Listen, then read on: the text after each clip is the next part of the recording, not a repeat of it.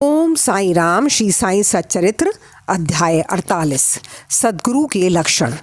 श्री शेवड़े और श्री सपटनेकर व श्रीमती सपटनेकर संतति दान। अध्याय प्रारंभ करने से पूर्व किसी ने हेमंत पंत से प्रश्न किया कि साईं बाबा गुरु थे या सद्गुरु। इसके उत्तर में हेमंत पंत सद्गुरु के लक्षणों का निम्न प्रकार वर्णन करते हैं। सद्गुरु के लक्षण: जो वेद और वेदांत तथा 6 शास्त्रों की शिक्षा प्रदान करके ब्रह्म विषयक मधुर व्याख्यान देने में परमगत हों तथा जो अपने श्वास क्रियाओं पर नियंत्रण कर सहज ही मुद्राएं लगाकर अपने शिष्यों को मंत्र उपदेश दें, निश्चित अवधि में यथोचित संख्या का जाप करने का आदेश दें और केवल अपने वाक् चातुर्य से ही उन्हें जीवन के अंतिम ध्येय का दर्शन कराता हो तथा जिसे स्वयं आत्म साक्षात्कार ना हुआ हो वह सद्गुरु नहीं। वरन जो अपने आचरणों से लौकिक व परलौकिक सुखों से विरक्ति की भावना का निर्माण कर हमें आत्म अनुभूति का रसास्वादन करा दें तथा जो अपने शिष्यों को क्रियात्मक और प्रत्यक्ष ज्ञान आत्म अनुभूति करा दें, उसे ही सद्गुरु कहते हैं। जो स्वयं ही आत्म साक्षात्कार से वंचित है वह भला अपने अनुयायियों को किस प्रकार अनुभूति करा सकते हैं। सद्गुरु स्वप्न में भी अपने शिष्य से कोई लाभ या सेवा सुश्रूषा की लालसा नहीं करते, वरन स्वयं उनकी सेवा करने को ही उद्यत रहते हैं। उन्हें ये भी भान नहीं होता कि मैं कोई महान हूँ और मेरा शिष्य मुझसे तुच्छ है, अपितु उसे अपने ही सदृश या ब्रह्म स्वरूप समझा करते हैं। सद्गुरु की मुख्य विशेषता यही है कि उनके हृदय में सदैव परम शांति विद्यमान रहती है। वे कभी अस्थिर या अशांत नहीं होते और ना उन्हें अपने ज्ञान का ही लेश मात्र गर्व होता है। उनके लिए राजा रंग, स्वर्ग, अपवर्ग सब एक ही समान है। हेमंत पंत कहते हैं कि मुझे गत जन्मों के शुभ संस्कारों के परिणाम स्वरूप श्री साईं बाबा सदृश सद्गुरु के चरणों की प्राप्ति तथा उनके कृपा पात्र बनने का सौभाग्य प्राप्त हुआ। वे अपनी युवावस्था में चिलम के अतिरिक्त कुछ संग्रह ना किया करते थे।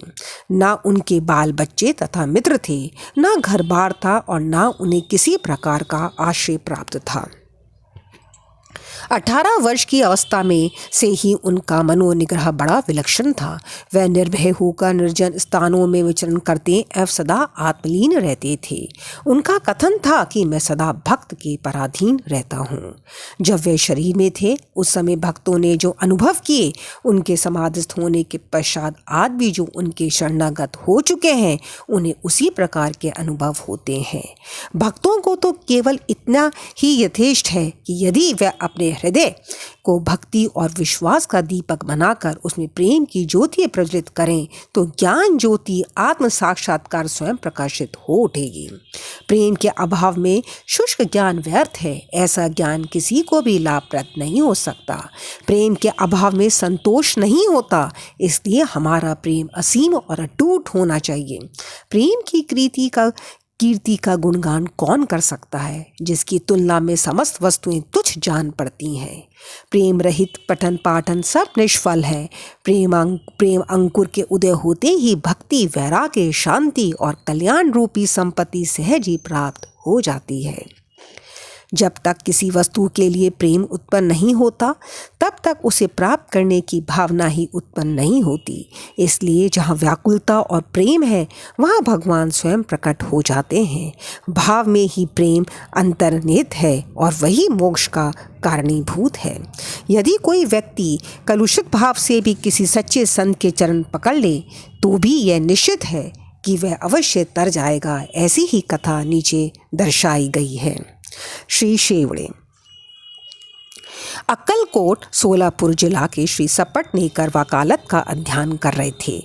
एक दिन उनकी अपने सहपाठी श्री शेवड़े से भेंट हुई।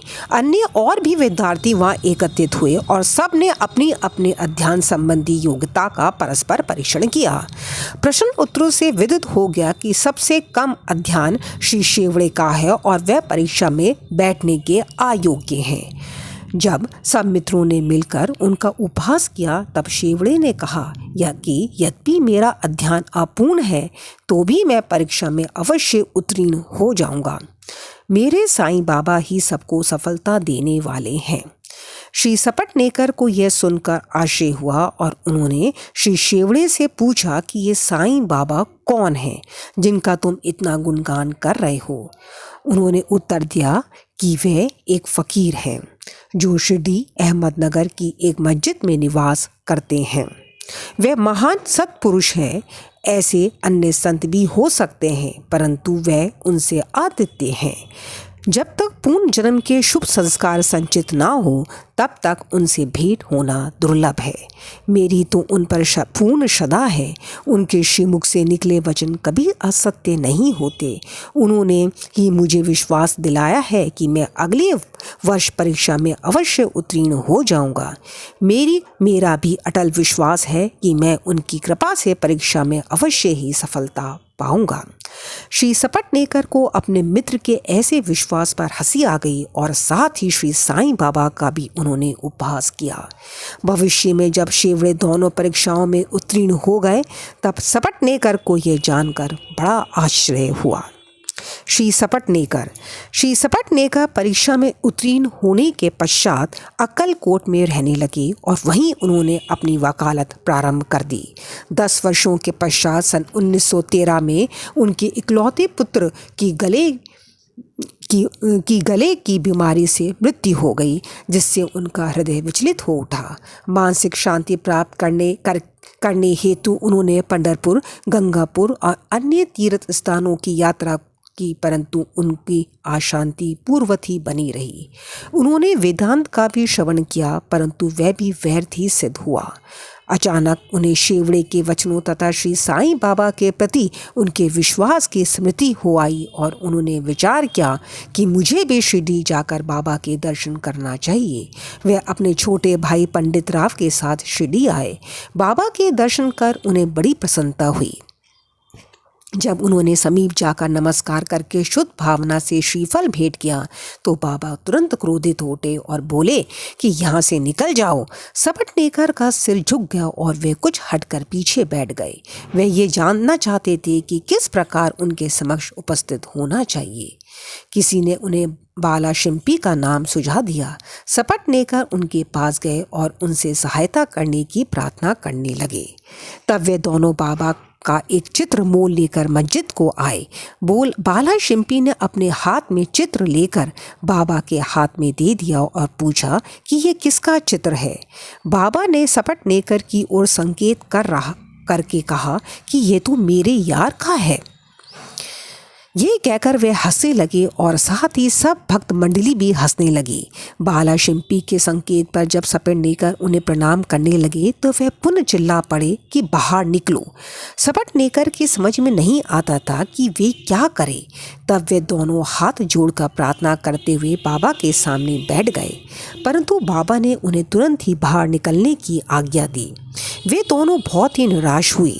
उनकी आज्ञा कौन टाल सकता था। आखिर सपटनेकर खिन्न हृदय शिरडी से वापस चले आए। उन्होंने मन ही मन प्रार्थना की कि हे साईं, मैं आपसे दया की भिक्षा मांगता हूँ। कम से कम इतना ही आश्वासन दे दीजिए कि मुझे भविष्य में कभी ना कभी आपके श्री दर्शनों की अनुमति मिलेगी। श्रीमती सपटनेकर 1 वर्ष बीत गया फिर भी उनके मन में शांति ना आई। वे गंगापुर गए जहां उनके मन में अशांति और अधिक बढ़ गई। अतः वे माड़ेगांव विश्राम के लिए पहुंचे और वहां से ही काशी जाने का निश्चय किया। प्रस्थान करने के 2 दिन पूर्व उनकी पत्नी को स्वप्न हुआ कि वह स्वप्न में एक गागर ले लक्कड़ शाह के कुएं पर जल भरने जा रही है। वहाँ नीम के नीचे एक फ़कीर बैठा है, सिर पर एक कपड़ा बंधा हुआ है। फ़कीर उसके पास आकर कहने लगा कि मेरी प्रिय बच्ची, तुम क्यों व्यर्थ कष्ट उठा रही हो? मैं तुम्हारी गागर निर्मल जल से भर देता हूँ। तब फ़कीर के भय से वह खाली गागर लेकर ही लौट आई। फ़कीर भी उसके पीछे पीछे चला आया। इतने में ही घबराहट में उसकी निद्रा भंग हो गई और उसने आंखें खोल दी। वह स्वप्न अब उसने अपने पति को सुनाया। उन्होंने इसे एक शुभ शकुन जाना और वे दोनों शिरडी को रवाना हो गए। जब वे मस्जिद पहुंचे तो बाबा वहां उपस्थित ना थे, वे लैंडी बाग गए हुए थे। उनके लौटने की प्रतीक्षा में वे वहीं बैठे रहे। जब बाबा लौटे तो उन्हें देखकर उनकी पत्नी को बड़ा आश्चर्य हुआ, क्योंकि स्वप्न में जिस फकीर के उसने दर्शन किए थे उनकी आकृति बाबा से बिल्कुल मिलती जुलती थी। उसने अति आदर सहित बाबा को प्रणाम किया और वहीं बैठे बैठे उन्हें निहारने लगी। उसका विनम्र स्वभाव देखकर बाबा अत्यंत प्रसन्न हो गए। अपनी पद्धति के अनुसार वे एक तीसरे व्यक्ति को अपने अनोखे ढंग से कहानी सुनाने लगे। मेरे हाथ, उदर, शरीर तथा कमर में बहुत दिनों से दर्द हुआ करता था। मैंने अनेक उपचार किए परंतु मुझे कोई लाभ ना पहुंचा। मैं औषधियों से उब उठा क्योंकि मुझे उनसे कोई लाभ ना हो रहा था। परंतु जब मुझे बड़ा अचंभा हो रहा है कि मेरी समस्त पीड़ाएं एकदम ही